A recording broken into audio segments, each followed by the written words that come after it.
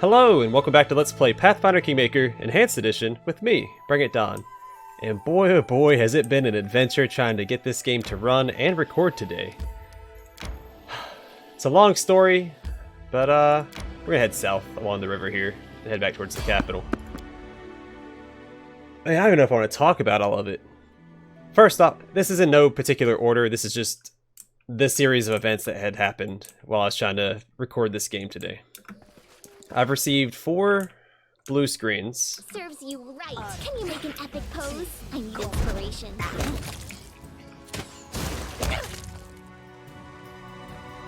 So 4 blue screens, all different errors. I'm sure I have like a software or hardware issue somewhere. Where or what it is, I'm not sure. At one point I made it into the game, and I had started playing and recording, and then the game crashed. No big deal. Games crash on PC from time to time. Well then, so I tried launching it a couple more times, and the game would crash before it even reached the thank you message before it loads into the main menu. So, alright, you know, keep persevering. So I went and verified the 3 Pine Islet. Yeah, let's go here. I don't know, where did I leave off? I got distracted. Okay, so I verified the game's files. Turns out I was missing like 700 or 738 or 58 unworthy files. Alright, so it repaired itself. Then when it went to launch it, I had like a content... what's the message? It's like a content locked error. Well, it turns out...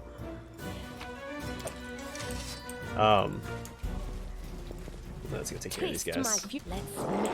is going to hurt. There's a corrupted audio file in the game's files, preventing me from launching it and playing it. Since it was corrupted, I couldn't delete it. What is this? Is this a spear? Neat. Judging by the empty coffer, somebody was using this boat to transport quite a bit of goods. But where did all the stuff go? Ooh, rice and nut pudding. Long story short, I first booted up my computer at 7 a.m. It's currently 11:31 a.m. So that's how long it's taken me. Where is the recipe? Oh, there it is. To finally get back into the game and start playing it. I believe I've found something. Has been a real pain in the butt all day. Now granted, I did record my other game that I'm currently Let's Playing as well, so that's like half an hour, you know, break from trying to fix this game. Let's see. Ancient weather-worn ruins. Time has been merciless to them. It is virtually impossible to tell when they were erected or who were the builders. In due time. How curious. What troubles you? Yeah, this has been a pain this morning trying to get this game to run, and I am exasperated. I almost gave up, but I was like, you know what? I really want to play it. Like I saw it. So we have to head towards the Verdant Chambers this episode anyway. At least that's the plan. If it doesn't crash again on me. Tear them apart! Enjoy your final moments.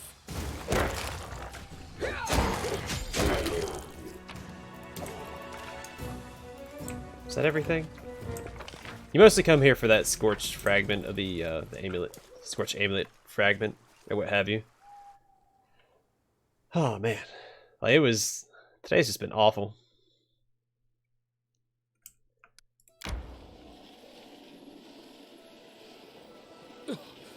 Adventures can wait. All right, I'm gonna go talk to Dragon, since I do have his. I don't remember if I'm supposed to talk to him or if he's supposed to come to me after I build his town. There he is. Let's go to his shop and steal all of his stuff. Doesn't have anything to steal. There should be a regular trader here as well, right? Oh yeah, Shaniyah. We'll talk to her in a minute. Her dialogue is always fun to read. Hey, priest. What up, buddy?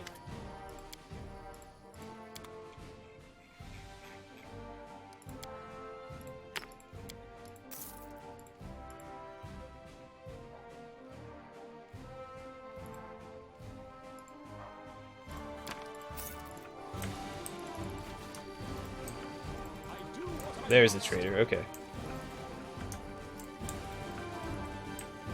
So as someone had pointed out, the trader in the other town in Trade Guard, which I swear I renamed, had all of my favorite ingredients. Butter. Is it... Oh shoot, I don't remember now. I know butter was hard to come by later on for me. It might be milk? I'm just gonna buy the butter for right now. It's chocolate, butter... Yeah, whatever. Alright, let's go talk to Dragon, see if he has anything to say to us about his first quest. Or part 1 of his quest. Alright, stop yelling. Greetings. As you see, I've already set up shop. Took a lot of work, of course, but now I've got a nice place. No worse than the guild smithy. I want to know more about you. Dragon's cheeks turn beet red, and he says softly, "Why, it's an honor to indulge your interest. What would you care to know? What has led you to these lands?" Dragon's face grows grim. That's a bad story. My clan has always been proud of its strong blood.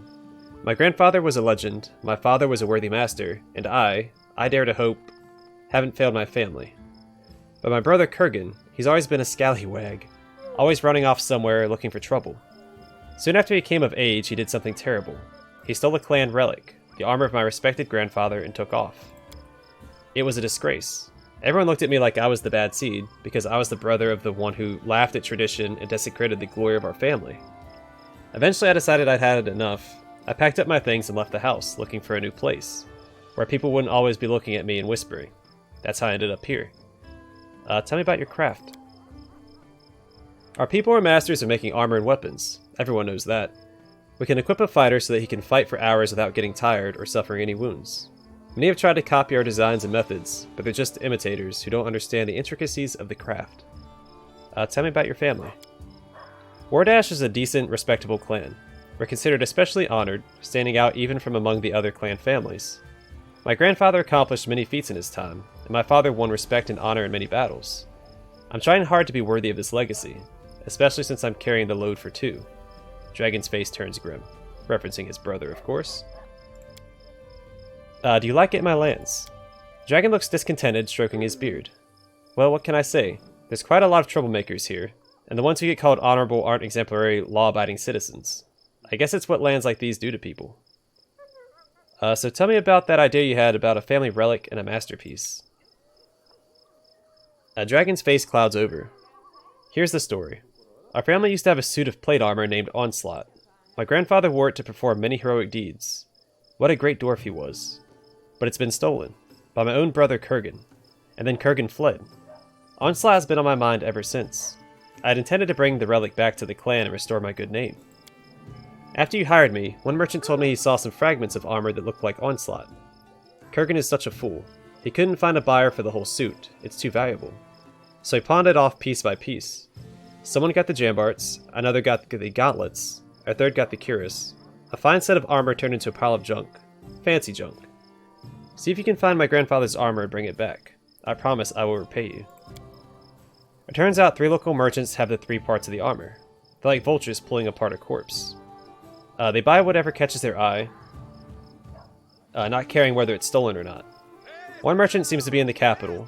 Another is staying at some trading post. It's got an owner with a strange name. The third one always prowls in distant corners, looking to buy valuables on the cheap. I believe he has an acquaintance, Huntress Doomra. She might well have it. Remind me? Okay. So I remember where they're all at. I think Hassif has one?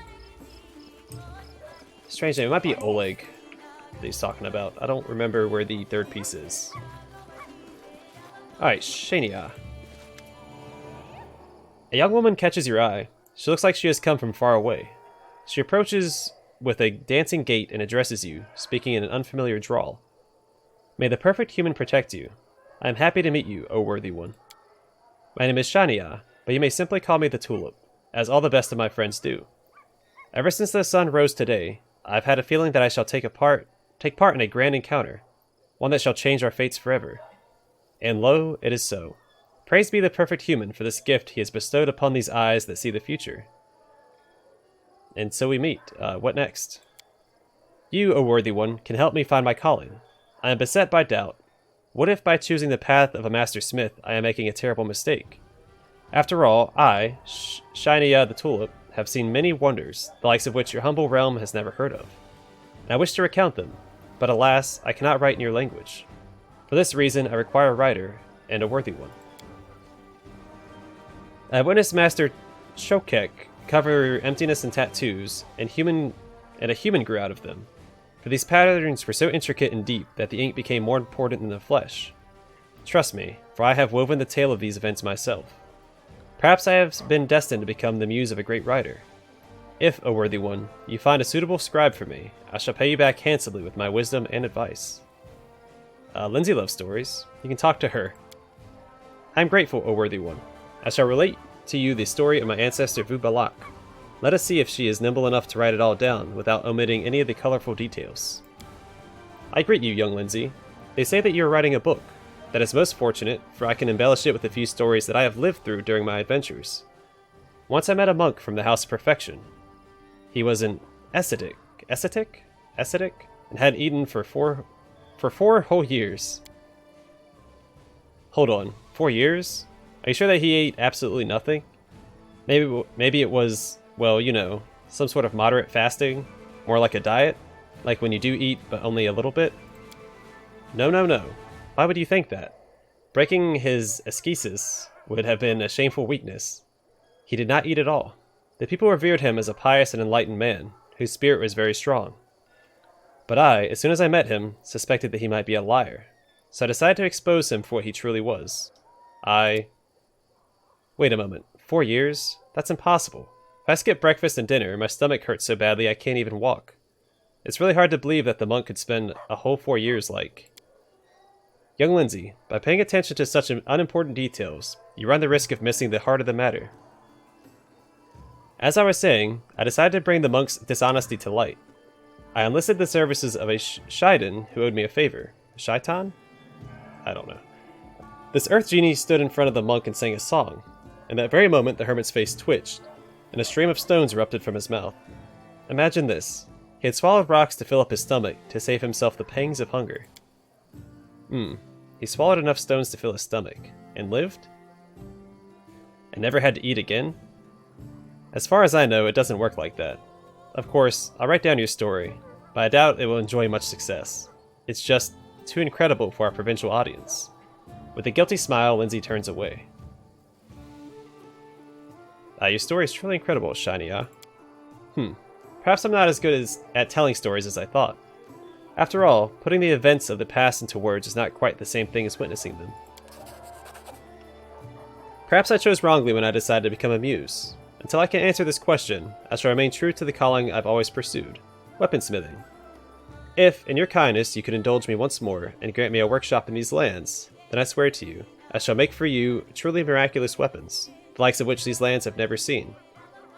But for now, let me tell you a story that our conversation reminded me of. Alright, listen to the story. Okay. This truthful story was divined for me by a woman who had eyes on the palms of her hands. Once upon a time, the sorcerer Maka Abakara decided to become immortal. He started living his life with such purpose and determination that his essence would be imprinted on all of his future incarnations.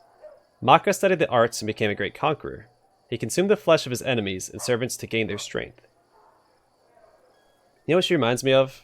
If y'all have seen the movie Big Fish, she kind of reminds me of the plot of Big Fish. I feel like there's a little bit of truth to all of her stories, even though I think later on she admits... I don't know. We'll deal with that later.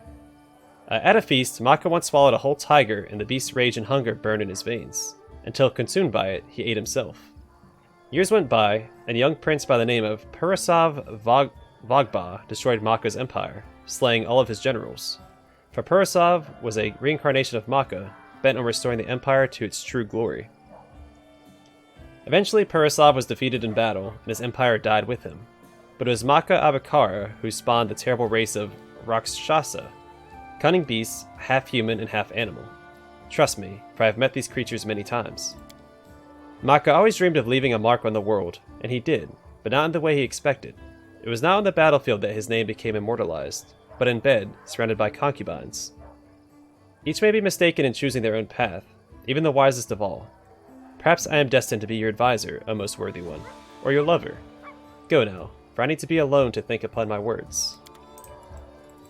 Okay, so she tells stories like that, like every time you meet her. And it's a real thrill ride.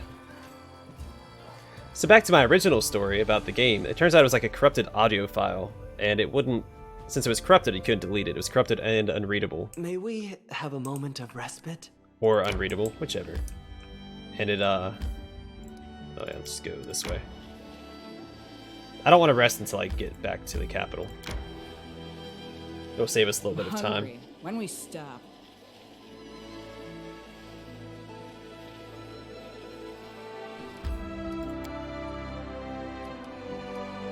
Alright, so, let's start in the throne room.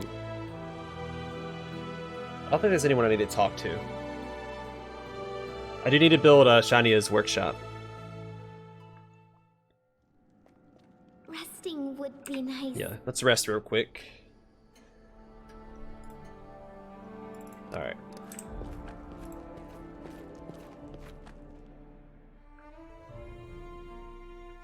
Then hopefully we have enough BP for the, yeah, we should.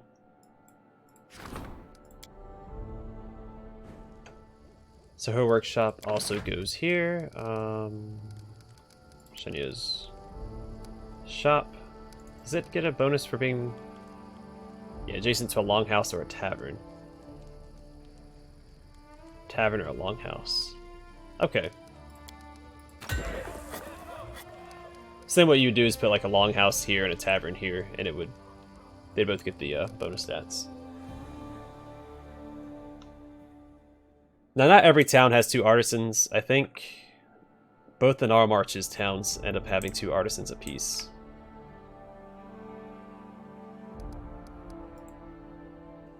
Anyone available? Okay. Hey, Shaniyah. I greet you, a most worthy one. As decided, I have stepped upon the path of the Master Smith, as fated by the perfect human. Since a rare few times in these lands appreciate the aesthetics of the Vudrani, I have decided that my gifts will be made for you. However, even though my feet may carry me swiftly to the top of the mountain of perfection, on this path I shall need the help of someone tactful and dependable. Someone such as you, O worthy one. If you're ready to aid me, come see me at my workshop, and I shall tell you of my need. We were just there, but that's fine. We'll go back there.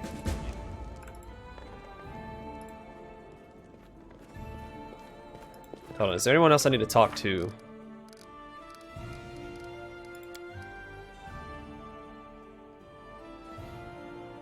Wait, did this fail?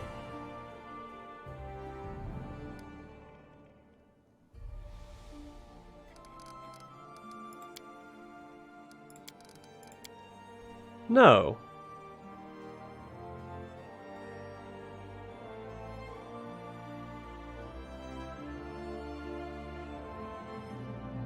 I guess it failed. Okay. Yeah, so we need to talk to Valerie. And I guess the Sweet Teeth might have something to do. Well, that sucks. I guess we won't be finishing Amiri's companion quest.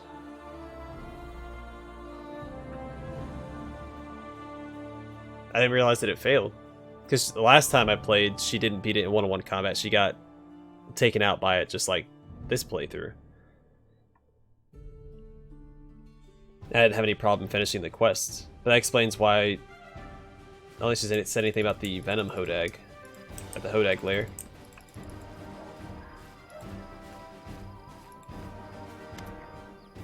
Valerie nods to you cordially. Glad to see you. How do you feel? I see your wound hasn't healed yet. Valerie waves off your words with more haste than prudence. Please don't worry about such trifles. I'll visit a priest or an alchemist when the time permits. As for how I feel... Valerie raises her chin up. I admit, I expected no other outcome from this duel. As I've always said, Shaylin's paladins are pompous dolts, capable of little else beyond admiring useless garbage and pining over poetry. I should thank you, Don Victus. It's important to me that you are at my side, and I am sure that I'm finally free of the Order of the Eternal Rose, and ready to devote all my time and efforts to our mission. How's your wound? Physically, it causes me no discomfort whatsoever, so if you're worried it might prevent me from serving you, then you shouldn't be. Alright. So we're gonna head and go talk to Shaniyah. And then I'm gonna head towards Verdant Chambers by myself. So we won't be taking any companions with us here. Screams bad idea, but we've done it all before. We can do it again.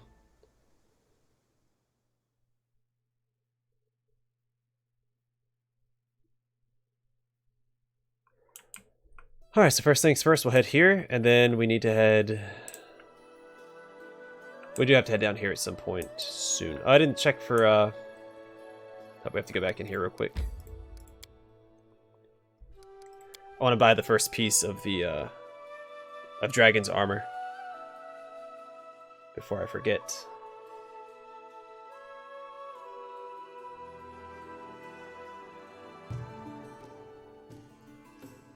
Well, if Miri's companion quest is blocked out, then you can watch my previous playthrough and see what happens.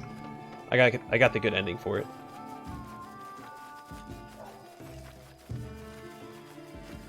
Oh, she's here. What's her face? Wait, I want you to meet someone. Here, this is Tessa the Quill, a book peddler. If not for her, I'd probably still be sitting in a radish patch in my hometown. Tessie, a plump woman wearing heavily patched clothes, greets you with a broad, gap-toothed smile. Nice to meet you, Your Barony. Thanks for keeping an eye on this little tot. Where are you from? Right now, or in general? Came from Yvonne right now. As for in general, well, I'm from everywhere and nowhere. Was found under a bush, and I traveled with the wind ever since. Haha. How did you meet Lindsay? Went through a village from time to time.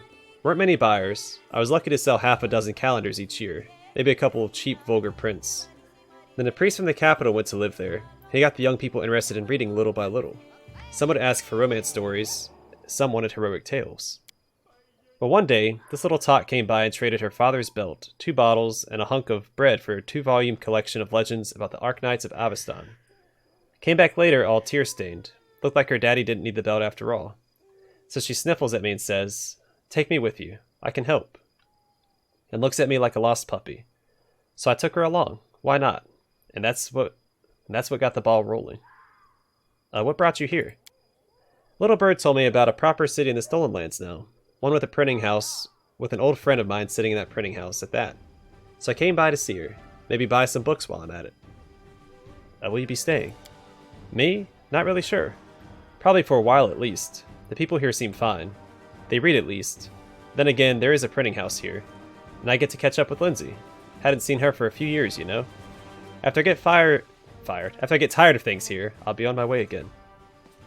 You travel around. Have you heard anything interesting about my neighbors? 10 gold. Tessie hides the money and smiles knowingly. Of course I do. Who do you want to hear about? How are things in Brevoy? Bad. People in Restov are honing their swords. With the royal house gone, it's just a matter of time until there's some big uproar.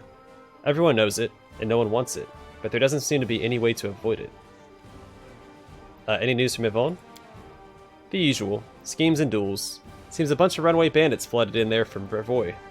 Rumor has it the great houses are intentionally straining Mavone, so the Outdoory there won't be able to help Restov when the carnage begins. What's going on in Patax? Under King Ervedi, what isn't? Parties, parades, executions. The king robs the trade houses that used to own the city. He brought some gang in from Numeria who's been selling deliriant potions.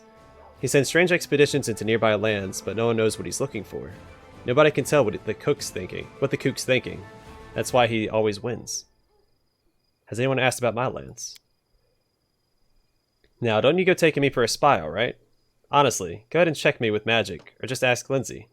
I'm happy to hear and pass along rumors, but I don't go spying on purpose. My business is books. As for your question, well, of course they're interested. People in Restov want to know if they were right to wager on you, while Mavon and Pataks are still trying to take the measure of their new neighbor. No one knows what to expect from you, so they're getting themselves ready for some surprises. Alright, farewell, and a good day to you. Take care of Lindsay.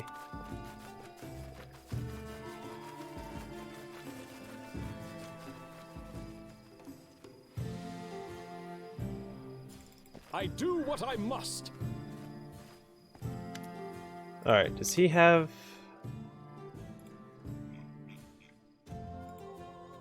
Onslaught Jambarts. 100 gold doubloons. Alright, let's get out of here. Go talk to Shaniyah. We probably won't go to the Verdant Chamber until next episode. A lot of dialogue has appeared. I should be okay with most of the random encounters. Especially any melee-focused random encounters. But if they got any magic, I might be in a little bit of trouble.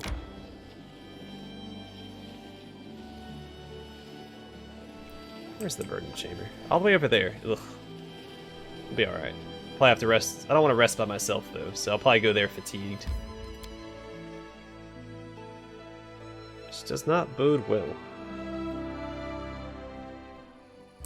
Alright, Shaniyah.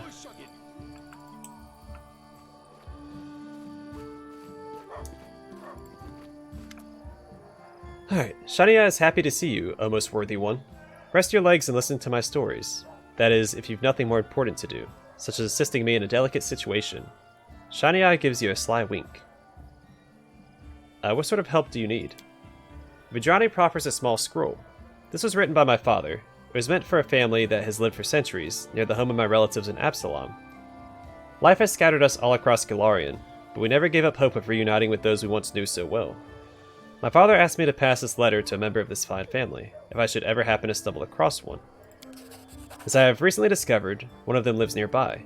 The noble Hassuf trades in your capital. I confess, I am too nervous to meet him. I fear that my anxiety will cause me to behave inappropriately, and I may disgrace myself for it. Do you assist me in fulfilling my duty and deliver him this letter? I do not believe that my heart can be at peace until this letter is delivered. One cannot be a master when beset by such distraction. I'd like to know more about you. I am flattered. Where should I begin? How did you end up here? I think all of these is a story, like all of the questions. Ugh. Have you heard of Rudra Kavala? High in the Vidrani Mountains lies the Adarm Monastery. Its monks are pious and devout. Their duty is to feed a dead man whose green-skinned body floats over a black metal altar as he meditates. Back when Rudra Kavala was alive, he was the vilest of the Rakshasa. However, one day he stepped upon a riverbank and became a seeker of truth, and thus he stood for 1,000 years, unmoved. Keep listening in silence. A massive ant hive grew around him, but this does not concern Rudra Kavala. 1,000 years passed, and Diamazul, the god of war, came to visit him and offered Rudra Kavala any reward, for he'd shown great merit. The Rakshasa demanded all 8 of the god's swords. Upon receiving them, he chased Diamazul into a dungeon, and content with himself, sat down to rest. Soon the other gods realized that war has left them, for it was much more difficult to resolve conflict and maintain order. And so they began to seek the missing god. To be precise, they found a young hero and tasked him with finding and rescuing Diamazul. But he was terrified by the sight of the mighty 3-headed Rakshasa. While one head was reading Mizravit Brahmodia, the second was puffing on hookah while the third was sipping wine. The hero didn't stand a chance in battle, but the Rakshasa's bride fell in love with the hero. It is she that stands before you today. I put Rudra Kavala to sleep with fragrant incense, while my prince took one of his swords and severed all 3 of the Rakshasa's heads. I hid the heads in secret places where my groom could not find them. The memory of my treachery remains in one of his heads. I hope that it will never find its way back to his shoulders, but I best stay as far away as possible, in case that ever happens. So I prayed to the gods, and trusting in them, I jumped over the ocean landing in Varesia. From there, my feet carried me here. It seems to me there are quite a few exaggerations in your stories. Oh, they often say this about the Vidrani. Know then that the gods have given me such lessons in humbleness that it is quite against my nature to lie and spread falsehood. Have you ever been to Niswan? It is the capital of the island of Jalmaray, the city of 1,000 rooftops, above which flutters 1,000 silk banners. Not water, but the finest wines flow from their magnificent jade fountains. There isn't a city more beautiful in this world, but Niswan's greatest jewel is its houses of perfection, monasteries wherein the world's finest warriors train. Once the Monastery of the Unblinking Flame became jealous that the Monastery of the Unfolding Wind was known as the House of the Greatest Masters. Many turned down the invitations of the Unblinking Flame in order to join their white-robed rivals. The Monastery of the Unblinking Flame swore to make them pay for the insult. In the streets, the markets, and the palaces, the red-clad monks would insult the white ones, provoking them to bloody duels. Niswan shook as if from an earthquake. Trust me, for I witnessed it myself. In that life, I was an arrogant master of the Unblinking Flame, and my pride demanded war. I knew that my days were numbered, and desired nothing but to see the Unblinking Flame triumph. In my arrogance, I could not see how much suffering I brought to the people. Those who were struck by a monk's fist fell and did not rise again, and those who were touched by a priest's finger were permanently crippled in body and mind. We fought with honor, seeking to demonstrate our mastery, not murder our enemy, while the townsfolk died by the thousands, and we did not care. Our students, however, secretly arranged a tournament of unseen mercy, which took place on a bridge over an abyss. They fought, and it was agreed that the losers would be shown no mercy, and their bodies would be thrown down into the abyss. By dawn, the bridge was completely empty. It was then that we, the masters, saw how arrogance had weakened our houses and deprived us of our future. The ambitions of the past were all that remained. It was a bitter lesson, and it was then that I swore in all of my incarnations to always be humble and straightforward. I have since kept my promise, no matter how strongly I may wish to embellish my story. At times you're insolent towards me. The Vidrani stares at you in surprise. Insolent? I am a Raja, same as you. We're equals by caste. True, I hold no power, but what does that change? The sage Ovantha told me a story. Once he was a groom to the moon herself, but he angered her with his rapturous nature and was expelled from the plane of Nirvana. Here we go again, another story.